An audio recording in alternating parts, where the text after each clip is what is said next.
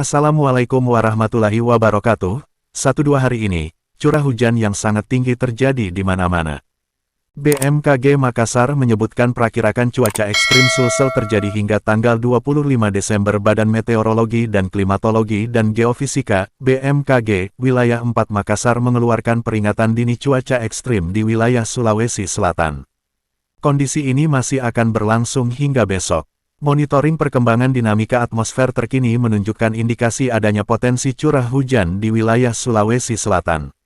Peringatan dini cuaca buruk ini disebut sudah terjadi sejak kemarin dan akan berlangsung hingga Minggu, tanggal 25 Desember tahun 2022 besok.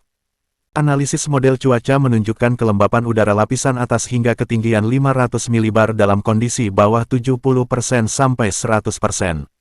Selanjutnya diperkirakan terjadi perlambatan arus angin di selatan Makassar bagian selatan. Situasi tersebut menyebabkan penumpukan massa udara yang mendukung pertumbuhan awan hujan dan bergerak ke wilayah Sulawesi Selatan.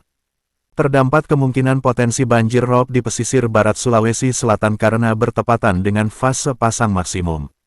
BMKG memperkirakan hujan intensitas sedang hingga lebat berpotensi terjadi di wilayah Sulsel bagian barat. Wilayah itu meliputi Pinrang, Parepare, Baru, Pangkep, Maros, Makassar, dan Takalar. Sementara potensi hujan lebat juga diprediksi menerjang wilayah Sulsel bagian tengah, yakni Sopeng, Goa. Hal ini juga terjadi di wilayah Sulsel bagian selatan yang meliputi Jeneponto, dan Kepulauan Selayar. Ada potensi angin kencang di pesisir barat dan selatan Sulsel, tegas Kamal.